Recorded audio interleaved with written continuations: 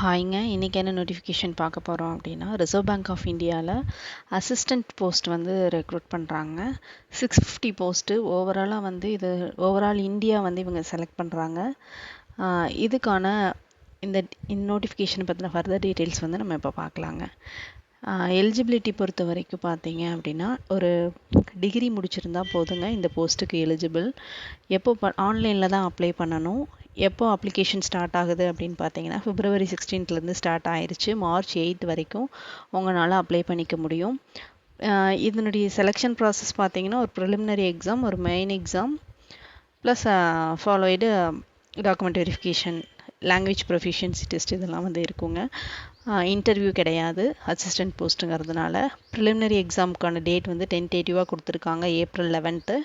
Main exam வந்து June 7 அப்படின்னு சொல்லி கொடுத்துருக்காங்க. ஸோ கண்டிப்பாக வந்து நம்மளால் ப்ராக்டிஸ் பண்ணிவிட்டு எழுத முடியுங்க.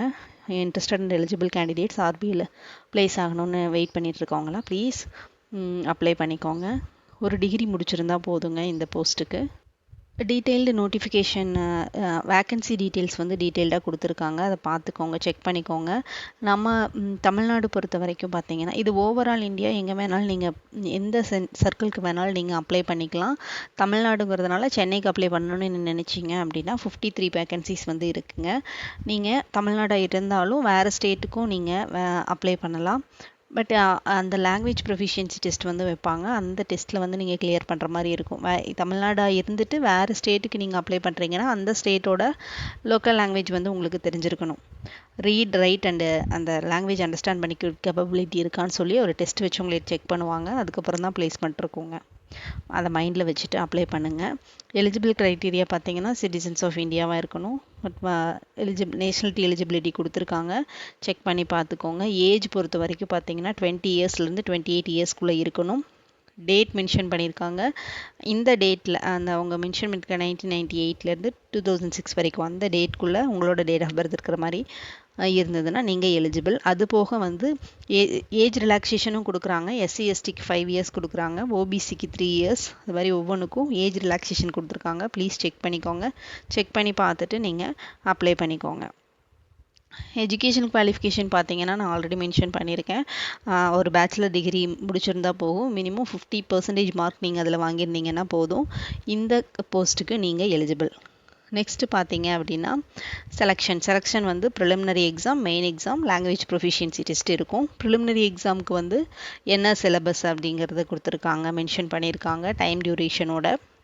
மெயின் எக்ஸாமுக்கும் அதே மாதிரி ஸ்ப்ளிட் அப் கொடுத்துருக்காங்க. ஸோ இதை செக் பண்ணி பார்த்துட்டு இந்த பேட்டர்னில் எக்ஸாம் ப்ரிப்பேர் பண்ணிக்கோங்க. லாங்குவேஜ் ப்ரொஃபிஷியன்சி டெஸ்ட்டு இப்போ தமிழ்நாடுவா இருக்கிறீங்க, சென்னை சர்க்கிளுக்கு நீங்கள் அப்ளை பண்ணுறீங்கன்னா உங்களுக்கு லாங்குவேஜ் ப்ரொஃபிஷியன்சி டெஸ்ட் இருக்காது. ஏன்னா நீங்கள் 10th 12thலேயே தமிழ் லாங்குவேஜ் படிச்சிருப்பீங்க. ஸோ அந்த டெஸ்ட் இருக்கிறதுக்கு சான்ஸ் இல்லை. நீங்கள் இன்கேஸ் தமிழ்நாடுவா இருந்துட்டு வேறு ஸ்டேட்டுக்கு அப்ளை பண்ணுறீங்க அப்படின்னா அந்த ஸ்டேட்டோட லோக்கல் லாங்குவேஜுக்கு கண்டிப்பாக லாங்குவேஜ் ப்ரொஃபிஷியன்சி டெஸ்ட் கண்டக்ட் பண்ணி அதை நீங்கள் கிளியர் பண்ணிங்கன்னா மட்டும்தான் உங்களுக்கு போஸ்டிங் கிடைக்கும். மைண்டில் வச்சுட்டு நீங்கள் அப்ளை பண்ணிக்கோங்க, சரிங்களா? நெக்ஸ்ட்டு பார்த்தீங்கன்னா எக்ஸாமினேஷன் சென்டர் வந்து நீங்கள் ஆன்லைன் அப்ளிகேஷன் பண்ணும்போதே சென்டர் கேட்பாங்க. ப்ரிலிமினரிக்கு என்ன சென்டர், மெயினுக்கு என்ன சென்டர், ரெண்டுமே வந்து உங்களுக்கு அந்த அப்ளிகேஷன்லேயே கேட்பாங்க. ப்ளீஸ் அதை கரெக்டாக சூஸ் பண்ணிக்கோங்க. அது ஒன்ஸ் சூஸ் பண்ணிட்டீங்கன்னா திரும்ப மாற்ற முடியாது. பே ஸ்கேல் பார்த்தீங்க அப்படின்னா எவ்வளோ சேலரி கிடைக்கும் அப்படின்னா 58,514 இவ்வளோ சேலரி கிடைக்குதுங்க. ஒரு ஹை சேலரி தான். Please interested and eligible candidates use பண்ணிக்கோங்க. ஒரு நல்ல போஸ்ட்டுங்க இது. நெக்ஸ்ட்டு பார்த்தீங்கன்னா ஜோன் வைஸ் இருக்குது இல்லைங்க. இப்போ நம்ம வந்து சவுத் ஜோனில் என்னென்னலாம் இருக்குது, என்னென்ன பெங்களூரு, சென்னை, ஹைதராபாத், திருவனந்தபுரம், இதெல்லாம் ஒன்ஸ் நீங்கள் அந்த சர்க்கிள்ஸ் சூஸ் பண்ணி செலக்ட் ஆகிட்டீங்க அப்படின்னா அங்கே தான் ப்ளேஸ் பண்ணுவாங்க. நீ எனி கேஸில் வந்து அவங்க ட்ரான்ஸ்ஃபர் பண்ணணும்னு நினச்சாங்கன்னா உங்கள் ஜோனுக்குள்ளே ட்ரான்ஸ்ஃபர் பண்ணுறதுக்கு சான்சஸ் இருக்குங்க. ப்ரீ எக்ஸாம் ட்ரைனிங் வேணும் அப்படின்னா நீங்கள் வந்து அந்த ஆன்லைன் அப்ளிகேஷன் போதே நீங்கள் அந்த ப்ரீ எக்ஸாம் ட்ரைனிங் எனக்கு வேணுங்கிற இதை வந்து கிளிக் பண்ணிக்கோங்க. அது உங்களுக்கு அந்த ட்ரைனிங் தேவைப்படுது அப்படின்னா ஒரு இமெயில் அனுப்புகிற மாதிரி இருக்கும்.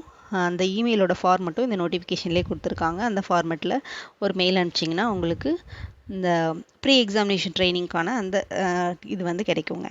ஓகேங்களா? எக்ஸாமினேஷன் ஃபீஸ் பொறுத்த வரைக்கும் பார்த்தீங்கன்னா SC STக்கு வந்து 50 rupees ப்ளஸ் GST இருக்குங்க. அதே மாதிரி general OBC EWS கேண்டிடேட்ஸ்க்கு 450 rupees plus GST இருக்குங்க.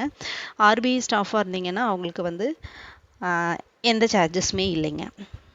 நெக்ஸ்ட்டு பார்த்தீங்கன்னா ரிசர்வேஷன் நமக்கு ஆல்ரெடி தெரிஞ்சதாங்க. OBC reservation, SC ST reservation இது எல்லாத்துக்குமே வந்து அதுக்கான ஃபார்மெட்டில் இருக்கக்கூடிய சர்டிஃபிகேட் வந்து வச்சுருக்கணும். அது வந்து இந்த நோட்டிஃபிகேஷன்லேயே கீழே கொடுத்துருக்காங்க.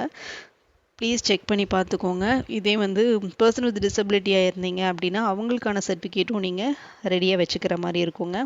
இவங்க கேட்டிருக்கிற ஃபார்மேட்டில் இருக்கிறது வந்து பெஸ்ட்டுங்க. சரிங்களா?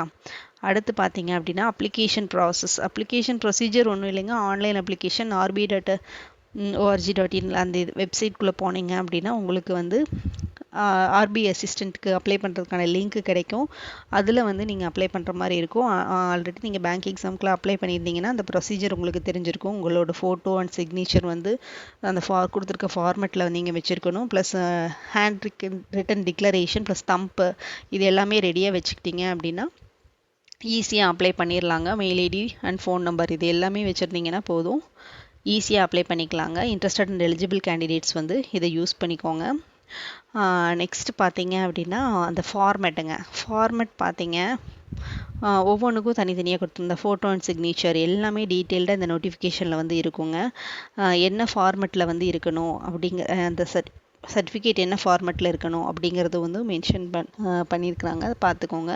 ப்ரீ எக்ஸாம் ட்ரைனிங் தேவைப்படுறவங்க வந்து ஒரு மெயில் அனுப்பணும்னு சொன்னேன் இல்லைங்க, அந்த மெயிலுக்கான ஒரு டெமோ வந்து கொடுத்துருக்காங்க. இதை அப்படியே நீங்கள் வந்து உங்களோட நேம் அண்ட் பிளேஸ் இதெல்லாம் ஃபில் பண்ணி இமெயில் வந்து நீங்கள் அனுப்புகிற மாதிரி இருக்கும். ஸோ அனுப்பிச்சிங்கன்னா தான் உங்களுக்கு ட்ரைனிங் கிடைக்கும். அந்த அந்த சர்டிஃபிகேட்ஸ் எல்லோட ஃபார்மெட்டும் கொடுத்துருக்காங்க. ப்ளீஸ் செக் பண்ணிக்கோங்க. இன்ட்ரெஸ்டட் அண்ட் எலிஜிபிள் கேண்டிடேட்ஸ் இதை யூஸ் பண்ணிக்கோங்க. ஒரு நல்ல போஸ்ட்டுங்க. யூஸ் பண்ணி நீங்கள் ப்ளேஸ் ஆகிக்கோங்க. தேங்க்யூ ஃபார் வாட்சிங். சப்ஸ்கிரைப் பண்ணாமல் பார்த்துட்ருக்கீங்க, ப்ளீஸ் சப்ஸ்கிரைப் பண்ணுங்கள். அப்போ தான் நான் போடக்கூடிய வீடியோஸ்லாம் தினம் உங்களுக்கு ரீச் ஆகும். தேங்க்யூ.